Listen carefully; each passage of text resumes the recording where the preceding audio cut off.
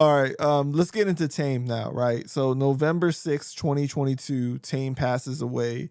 They said the hospital had prescribed him like 6 different prescriptions, and him smoking weed made his heart give out. Mhm. Can you talk about like what was your reaction when you heard the news? I got the call from his mom. And I just couldn't believe it. You know, it's not a good feeling. I didn't really know how to feel actually. I was just trying to like Shocked? process. Yeah, I was just trying to understand it. But I think the more I saw people talking about it, more, it started sinking in to me then. But I just didn't want to believe it. So like, especially when you hear it from his mother, because it was like I couldn't keep asking her certain questions, like how it was. Like she said, he was gone, and I had to live with that. Um, you know, like I said, to be right after chaos, and it made me think about how we were sitting in there doing a eulogy, and like, damn, now he's not standing with me. He's gone. So that was the most like difficult thing for me. I'm like, immediately though, a lot of stuff happened to where I couldn't be sad, and sometimes I was fighting for myself. Sometimes I was just mad at the fact that the situation was what it was. But everybody grieves differently. I will say that, and to answer in a nutshell, everybody has their own way, and I couldn't grieve so much in a way like that where 'cause I had to plan stuff. When me and Tan got back together, one thing I told him was, what I won't do is stop my solo career to work with you. Like, and with that, like I said, came other records I did with other people. And I wanted Tan to understand, like, me working with these people means just because I'm working with you, I won't stop doing myself. And I encouraged him to do himself too, even if we was back together, still do your own thing. Cause that was the gift that I saw with us coming back together. We got a whole other show. You do your solo shit, I'll do my solo shit, and then do artifact stuff. And then Chaos do his set. And, now the show is longer. We got more stuff to do. And we didn't know that was going to be the case. And then, do all of that stuff and be happy about it, where we was going, record coming out and everything, even with Chaos going. And then I'm like, man. So it was almost like, I was like, what the hell? Like everybody else was asking me, like, what are you going to do? And all the thing I tell people, I was like, well, you got to remember when me and Tame did get back together, I didn't stop doing my solo shit. So I still had that to fall back onto. And when I did that, now I'm at now it's full throttle. I made Tame do a lot of stuff when we had finished sessions. It's new music coming out. Y'all gonna be like, oh my God, what the fuck was y'all doing? And when I let Tame hear these songs before he died, he was like, what the fuck is this? Oh yeah, we did this after this song we had did and da da da. And I just caught him at good times. And when people y'all hear these songs that he gonna be on now. Oh, so you still have a whole bunch of unreleased music. Bro, it's not a lot, but the immediate shit y'all gonna hear, and then this year is like the prior to him, before he died. Right. But it's like, my man was like, yo, God damn, y'all got him sounding good as hell. And I was like, no, this was Tame before he, whatever was started happening to him was happening. So, like I said, I got him at a good time. It's like maybe it was like 1, 2, 3. Y'all gonna hear 5 songs he gonna be on. So is it gonna be an EP or is this just like? All right, so me and my brother Keith Beats, like I was saying before. A lot of times when I was in the studio, whether it was me and Tame if I was in the studio with somebody else and I would ask Kick, like, can I rock off the beat and had this guy on it. So on this album, it's me and Tame got joints. My man Elo Kush and John Robinson and Two Mex from the Visionaries is on the joint. We got Lakim Shabazz got a joint by himself. Master Ace got a joint by himself. We got Prince Poe and two other dudes on the joint. We got me and my man Big Joker. We got 2 songs, and we got a song. We got a song with Keith Murray. I got my man Six Man from Atlanta on the joint. My man Supreme Cerebral from LA is on the song. And it's more like a compilation album. I'm on most of the songs though.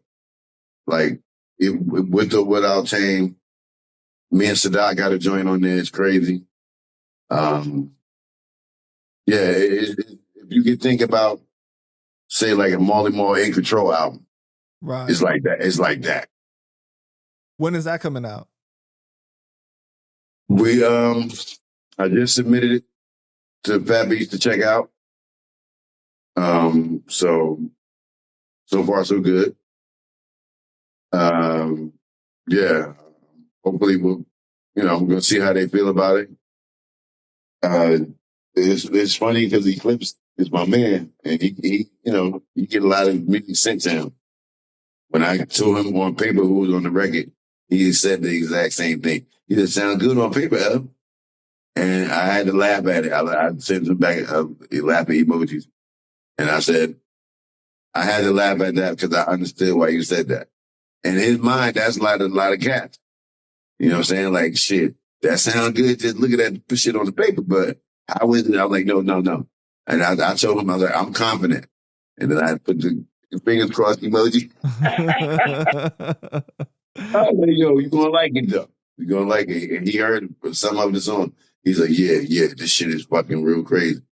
This is real crazy. And just from the names alone, I hope that when I announce this, that when it's finally done, the deal, whatever like that, people feel the same way. Can you share your favorite memory of Tame? Oh, man, I got a few. But my memories of, all right, I got a good one. And because it was New Year, I remember I spent the New Year's with him. Maybe the first one. We was in his room. I had to work, but then I got off work. I ain't had shit to do. And I asked him what he was doing.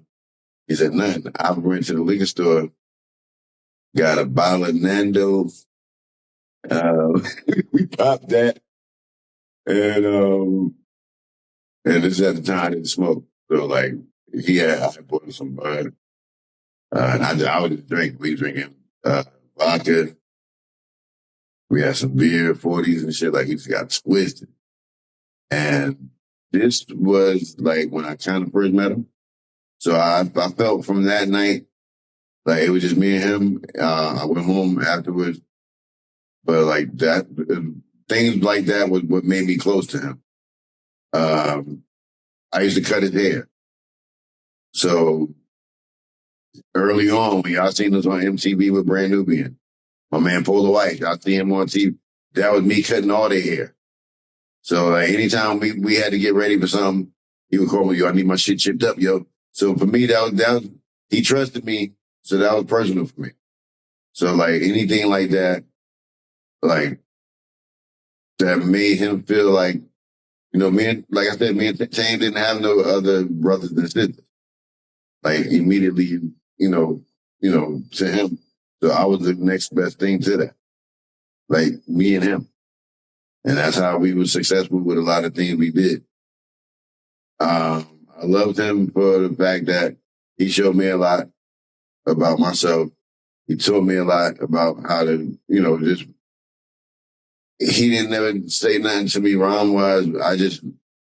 We never talked about nothing like that. We just did it. We did it when it was time to do it, whether it was in the studio or stage. That shit turned on and it turned on. We turned it off. And he would go his way and I would go my way. But our friendship, I think I was probably the only one that could get Tame to do anything that nobody else can get him to do. Whether that's critique his rhymes, but the times where I would say where he had clarity, when I was the most surprised, because Tame didn't express himself a lot. He was not as open as even I'm being now. So if he hear me talking about him right now, he was like, yo, I don't even know why you telling him all that shit. What about when you guys performed in Japan in '94 and people knew where your hotel was and all that? Yo, that was bananas. Like, hey, yo, Tame went outside with this dude that came to the hotel, and Tame went out paying with him. They like all down the street, on the strip, everything. And like even in the club, these girls was following us. They got beat up in the club. They were hanging with us. Some dude was mad, and this was with Stretch Armstrong. Like that was the best thing because we was out there and we didn't know nothing. Tame went up to this lady in some newspaper stand. She's like, "You got some Newports?" She just closed the thing down on him. He's like, "I don't sell Newports here," and we learned a lot out there about that. But that we had times where we felt like we were superstars, and that was one of the times like that. But we was always grounded as well, so we knew better. That must have been so crazy, man, to see. Like, yeah, I mean, we went to the club and it was fine when we left. Coming back to the hotel, it was all over the street. Artifact. It was until we got to the hotel. And they were scared to smoke weed. We were smoking weed in an aluminum pipe. And they had this weed might as well have been oregano. And we smoked it though. But then we came back again. It was totally different. That's crazy.